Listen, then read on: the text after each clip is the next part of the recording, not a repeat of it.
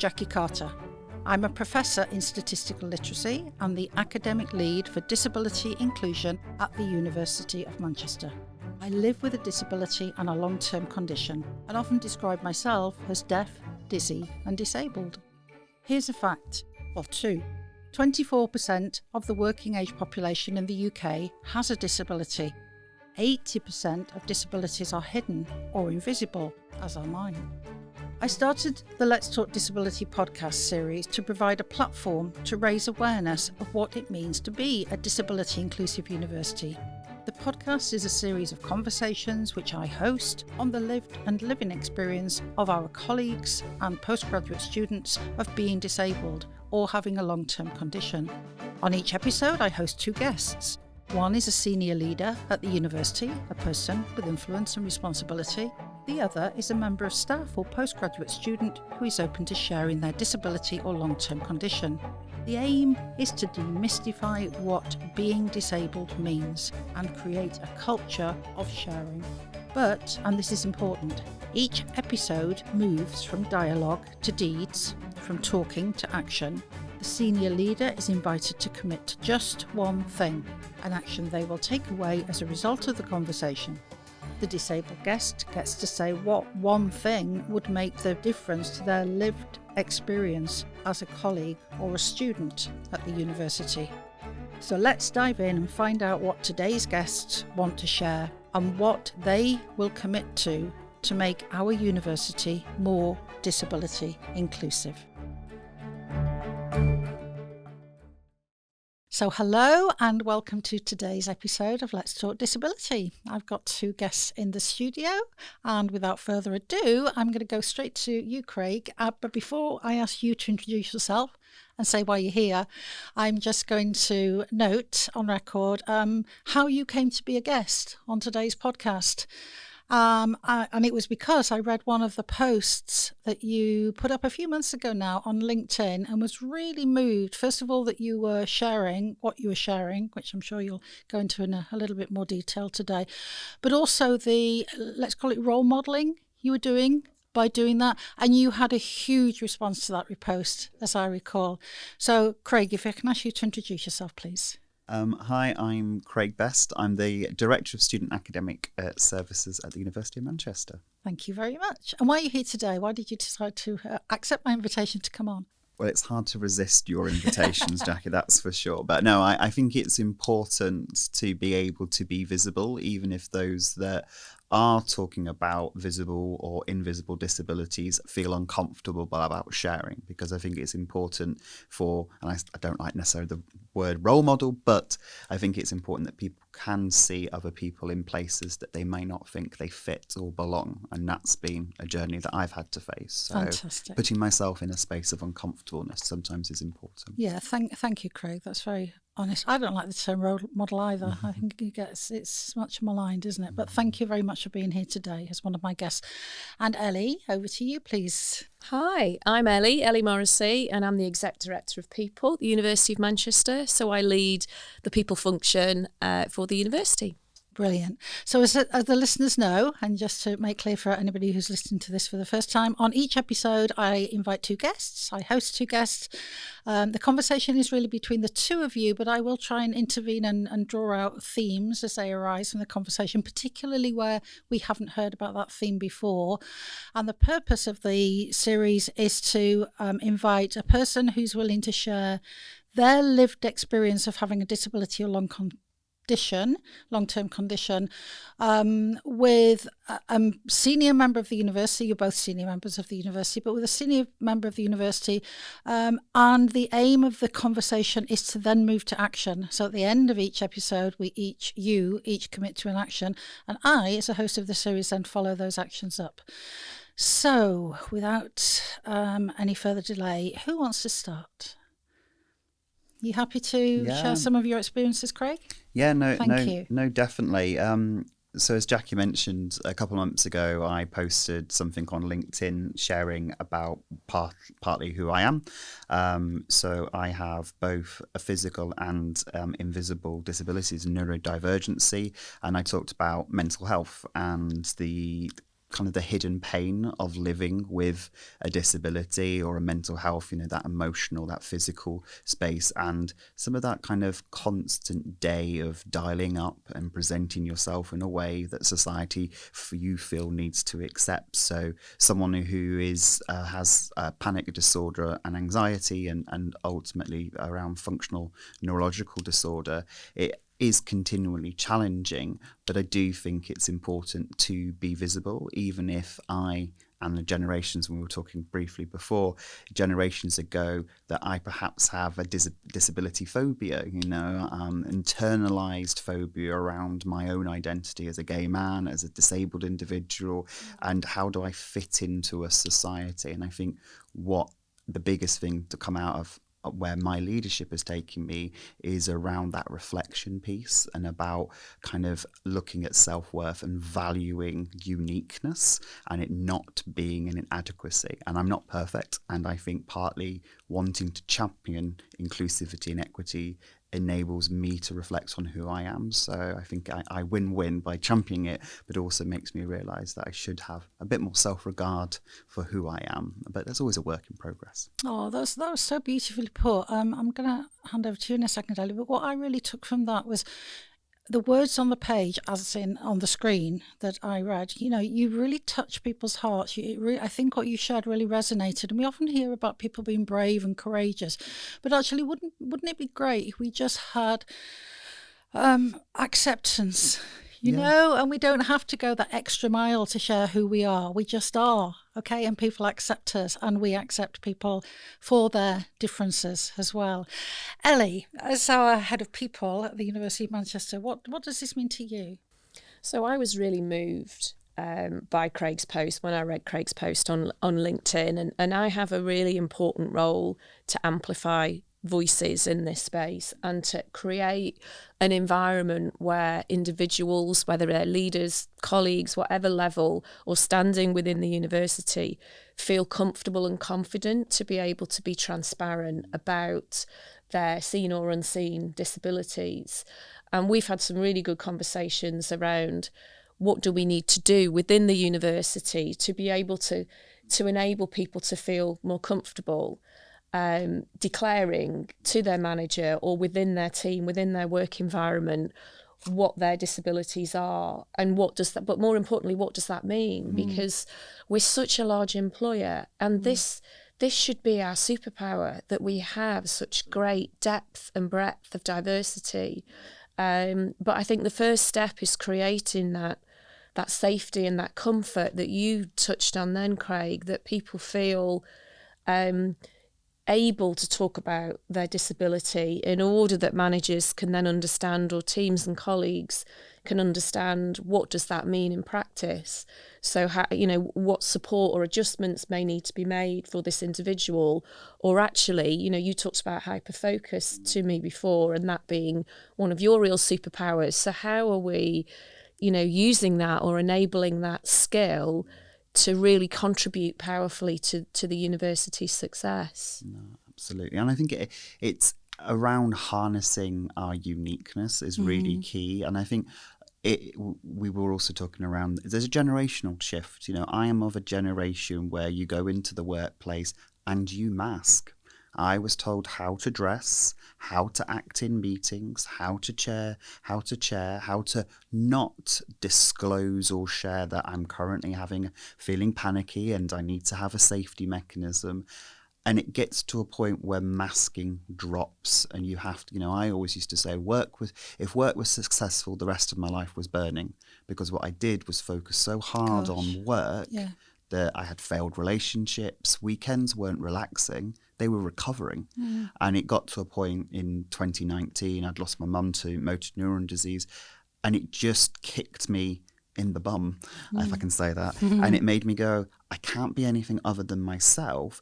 And actually, the biggest person holding me back was me, because I don't think I realised what accommodation looked like. And I think it's around inclusivity. People won't naturally ask, but they don't understand that actually we should be approaching it as, you don't need to ask, because how you come to work, who you are, is what we want to see, and be comfortable being uncomfortable in that space. And I'm not perfect, and I'll tell people that, but I do think sometime in leadership we're perceived to not get things wrong, and that goes back into being vulnerable. But it is uncomfortable if you're not in the environment where you have people going, yeah, I'll be there. If it's a tough day, we've got you. And it not being seen as, oh, it's going to be performance management right now. And I think it's absolutely improving, but I think it's about us discovering what does it mean to be an inclusive workplace.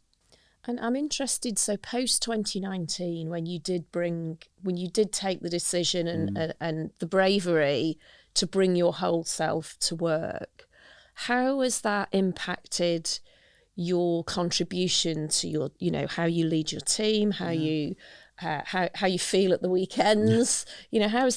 How has being able to cross that bridge enabled you to be a better leader? Yeah, I think it's scary because we all talk about management books saying 101 how to be a manager. You've got to learn to do it. I think what it shows me, it goes back to what is it core to be a leader? What value is it to be a leader? And it's about showing, being there, showing that you care, being accountable. Those are the two things that I think I learned most. Now, hopefully, my teams will probably be listening, that without doubt, they know that I care, but It is about being accountable as well. So for me, caring about people, working together is absolutely the way that I show who I am. And I'm happy to get things wrong. I'm happy to be challenged and questioned. I love it. I love debate. But it is us finding ourselves comfortable in that debate and going, someone's going to have a really different view of us. We talk about academic freedom. We talk about freedom of speech. It is okay for someone to sit across the table and say that my view is wrong.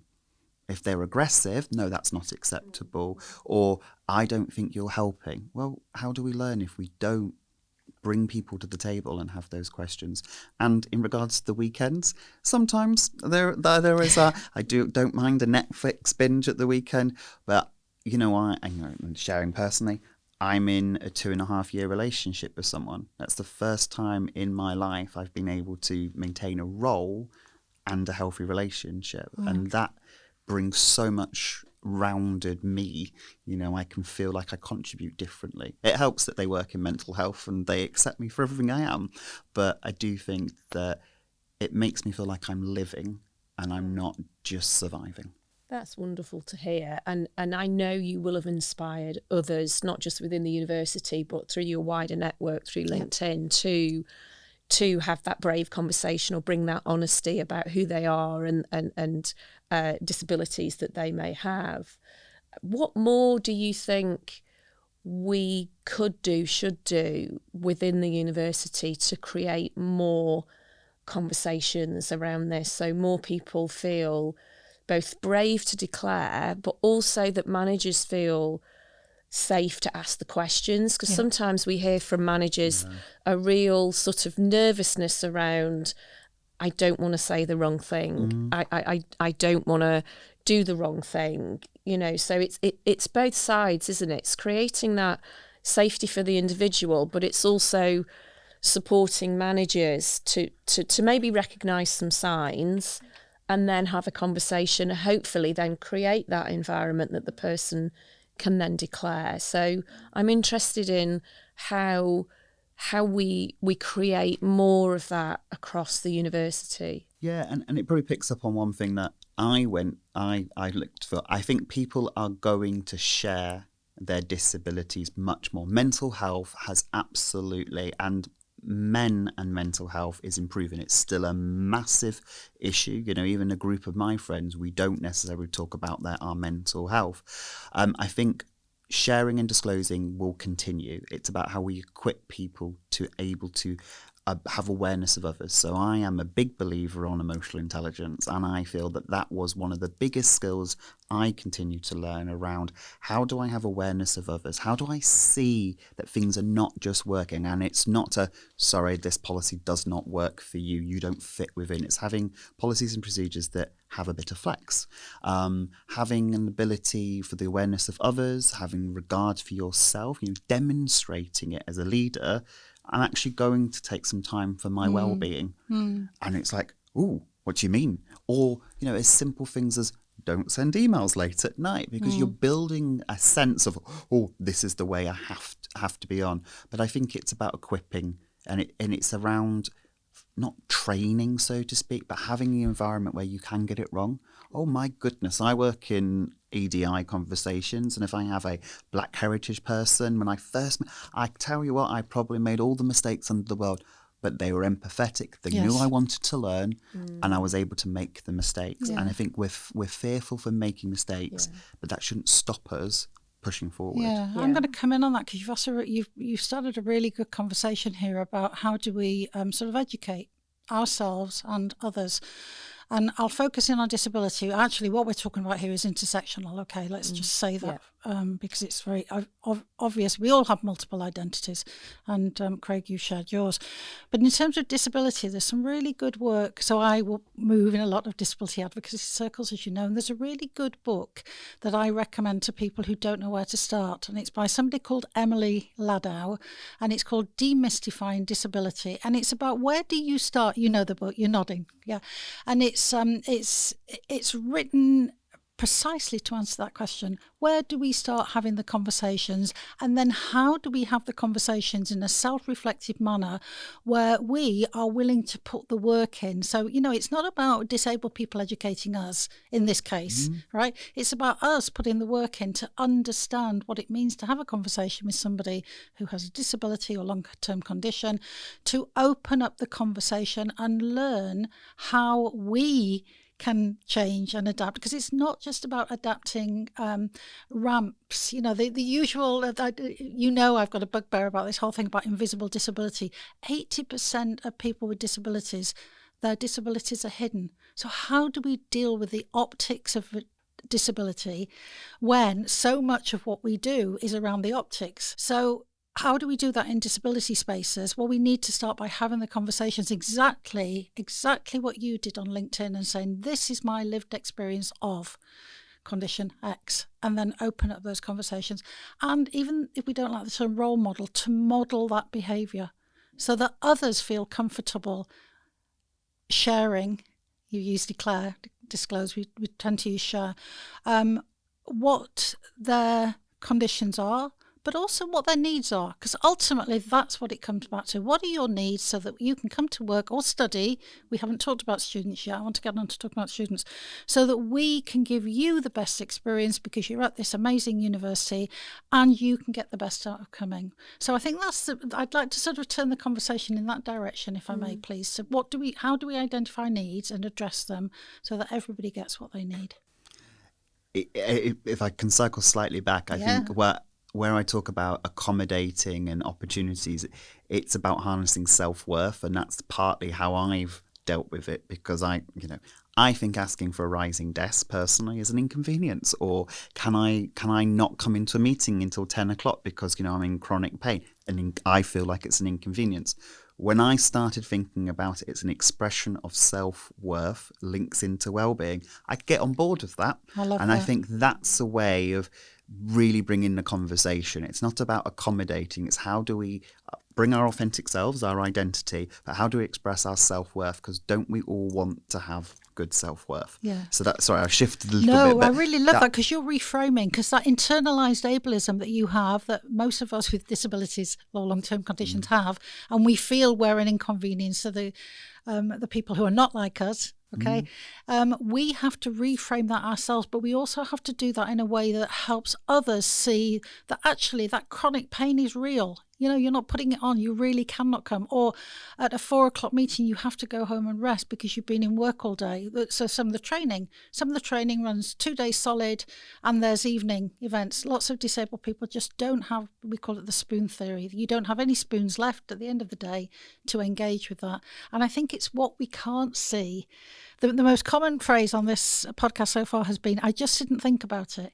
And I think we often don't just think about it because we can't see it. And I think that's one of the key points I'd like people that are listening to this to take away, so that there is some real tangible action that comes from this, and if people that are listening, whether you're in a leadership role, management role, or a colleague role, that you feel comfortable asking that question or enabling that conversation with the team at a team meeting. Is everybody comfortable with how we operate, how we work together? Do individuals feel safe being able to declare or raise issues? So I think, it'd be great to know that this has triggered some real action in teams or with individuals. You touched on training there, Jackie, in terms of the model of training delivery that we've deployed historically within the university. We're going to make a big shifts in this space. Excellent. So Sonal Patel, who's the new talent development director, so responsible for our learning and development offering, amongst other things, we've created a new model that we will check against accessibility, but we believe will transform the accessibility of how we learn and how we bring people to learning. So not just having face-to-face, full-day events being sort of the main tool for delivering training, but that we've actually got much greater accessibility. So all of our current training offering in the next academic year will be going through an accessibility review, and any new learning that's created is going to be sort of a three-pronged model in terms of, here's some pre-reading, here's some self-directed learning that you can do to read and podcasts or development materials. Then you'll come to a session, none of which will be full days, and then the third stage of the model will be that reflective, that how you transfer the learning, what tools, what reminders or quick reference guides have you got that will keep that learning event alive in your brain. So there's a big intention there to both look at what we're doing now, but in terms of how we build learning in the future, that it is much more accessible to our diverse community. And I'm conscious we haven't talked about students, and I think the accommodations that I've made, AI has revolutionised how I engage with material. It takes me a long time to read, but I read, and I've learnt to do that. But now I can use Notebook ILM, put it into a podcast, and I think that has absolutely revolutionised how I see. And I think we have to be bold and confident not to cycle back on things. Hybrid working absolutely changed the game for people. Yeah. It has allowed me to progress in my career and be proud in being a leader. But bringing me in to be just actually presenteeism doesn't work. And I think it's being firm that when the rest of the world is, or you hear all these, not university organisations, bringing everybody back in because, they're not trusted or they're not working. Well, that is a failure in regards to accessibility. And it's the same with the fear in our academic community around the use of AI in assessment design. Well, actually, when you look at those students, when they studied during COVID, those with disabilities, those that need adjustments, excelled because they were able to use online learning, they were able to deliver it in a space and environment that worked for them. If we move back to on-campus delivery of all of our exams, we are doing a disservice to our community. And I think it's about being bold and holding up to the, let's lead in it, let's not follow. And I think that's an important thing. I'm waffling, but that. I wish the listeners could see your body language in this room, because it's so active. It's absolutely wonderful. What you've said about, I love this reflection, because you've talked about coming in, and just because we've always done it like this doesn't mean we have to continue. So that historical model doesn't need to be the model of the future. Then you've talked about let's not cycle back. Okay, let's sort of learn from what is working. And COVID, the great disruptor, was an opportunity for us to realise that we didn't have to be in the office all the time, and there are different ways. And then you've talked about the benefits of that to people who might really thrive from having that optionality. And we've talked on other podcast episodes, as you can imagine, about having options, having choice. I think you used a term previously about flexing policies, there being some flex. So this is really nourishing this conversation, because it feels for the first time in a long time, probably since I was appointed to this role 2.5 years ago, there's a real willingness to change. And Ellie, you used that term intention, to change intentionally for the right reasons. Okay, and the right reasons are that everybody benefits. It really is that straightforward, isn't it? Everybody gets something out of this. So could we segue into talking a little about students? Because we've talked about people, but let's just focus in a little bit, if we can, for the moment, on students and some of the stats we were talking about earlier, and some of the challenges that disabled students have had to face. Yeah, no, definitely. So part of my role within the organisation and something I've been working with over the last 15 years is around inclusivity in education, in access into higher education. We are really good as a sector to get people in. We've honed our skill of bringing people into the university to get them to study. What we don't do very well as a sector is how we keep them here, how we support them. You know, as a Russell Group university, we are second in the Russell Group with the number of students that come in and share and disclose compared to others. You know, we are doing well on the access point of view. But when we look at students and particularly students that have declared disability, their continuation, their progression, there is a differential gap, attainment gap, awarding gap between them. And that's the bit we have to pick up on. And we don't need to reinvent the wheel. We have to go back to about how do we make it inclusive? How do people learn? How do we approach it differently? One standard way doesn't work. So why don't we have an optionality in all of our assessments? And that doesn't mean it's losing academic rigour, but actually we're equipping our colleagues to understand what does academic rigour look like in portfolio or open textbooks or podcasts, and being excited that the way our students learn, engage with society will be different. They are not going to go in and do one career. So this focus on just delivering discipline isn't the way the future is going to be. How do we give them competencies, skills? You know, we talked about service learning, experiential learning. That is where students who won't fit, and I'm put my fingers up in the studio, the norm or the perceived homogenized group of students will really revolutionize the world. And it goes back to your point earlier around how exciting it is to have so many different people in a space. And I think we're at the cusp of being that change agent, and we shouldn't be afraid to push the dime on that. So that's where I would think on students. Wow, that was very powerful, Ellie. That's really interesting. I mean, you talked about the successes in attainment for students through the COVID period. Do you think, you know, have we lost some of that? Have we diluted some of that as we've come back with the, you know, the perception of right back to normal, whatever that is, and did we lose some of those modifications that really advantaged those students? 100%, and it's not a Manchester thing, it is an absolute sector thing where we were forced into a space to accelerate. And we brought what we didn't, I would say, brought people. We chucked everybody into, you've now got to deliver online. We had to make it work, and actually we saw real benefits. What we haven't done is perhaps as a sector taken stock of that, and then AI's come in and, oh no, everybody's going to play, and I'm stereotyping, everybody's going to plagiarise. So the best way of maintaining that is to bring everybody back to campus. And half of it is about workforce planning.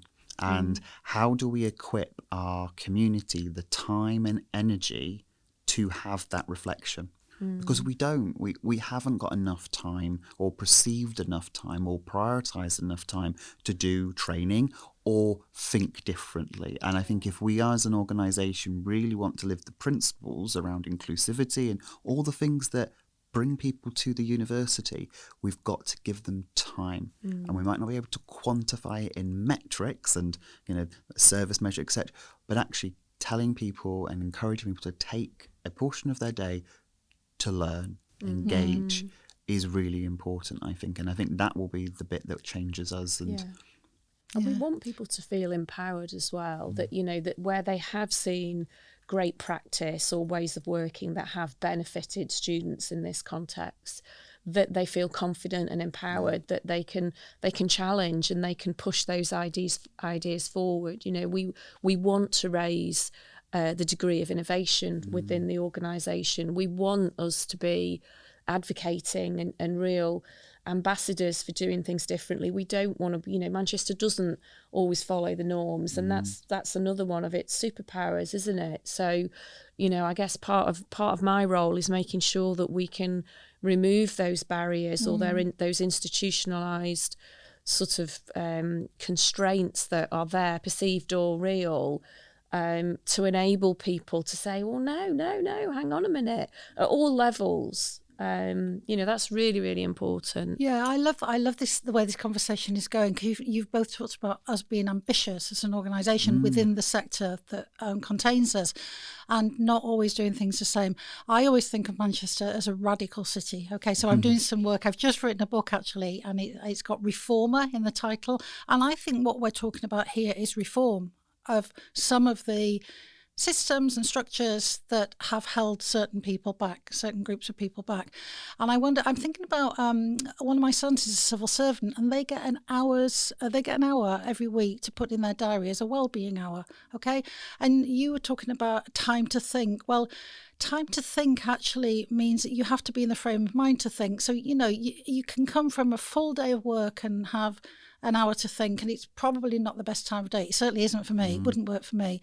So I think there's something about creating an environment that's culturally acceptable, where people do have time to think. I've got a friend who's a professor of philosophy, and I asked him what his job, and he said, I think.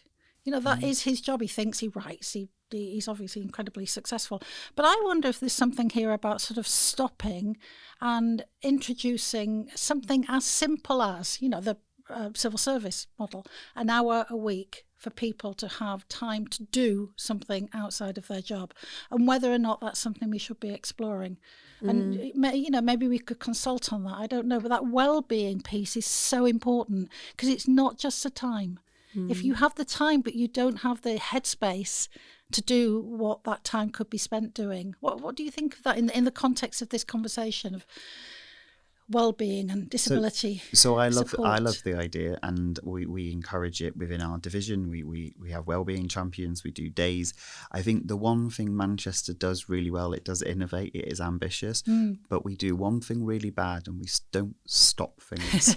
And we do so much. And I think and myself is understanding our why.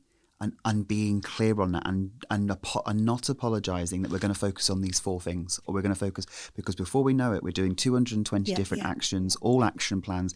And I think if we want to invest in spending the time on the well-being, or spending the time to think, then we have to stop something. And that's a difficult thing for us to do, and that's about leading with our values and our principles.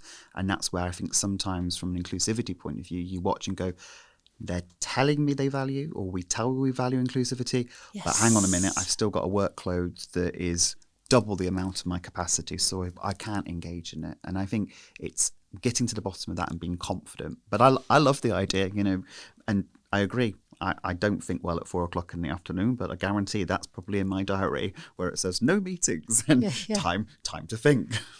Yeah, it's about creating the environment, isn't it? That people feel empowered to stop the things that are now no longer contributing to a change of direction or aren't as important.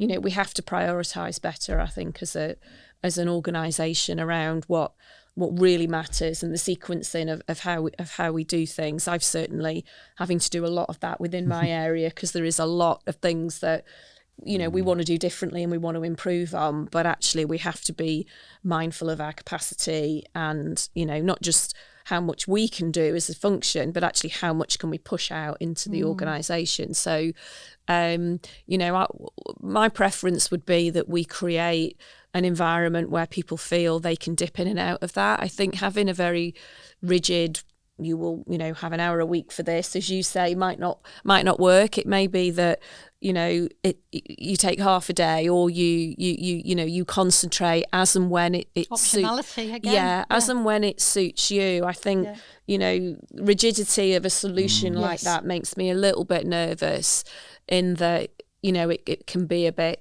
tokenistic almost, rather than creating an environment where people know that actually, I've been 3 weeks full on dealing with clearing or, student enrolments or whatever the period is. And as you said, we're now going to take some time to actually reflect on that cycle, what worked, what didn't work, how can we, what was the student experience through that, what was the colleague experience through that, and what would we want to do differently next time, so that we do build in that time to think and reflect and continuously improve, but in a manner that works for people. And that shouts to me is the principles you were talking about, but there's self-agency in that. And I have an aversion to standardization. And I know it's a nuance. I love consistency. So you've got a level of consistency, but you don't have to standardize, because with consistency, you've got you've got agency. I can choose because people trust me.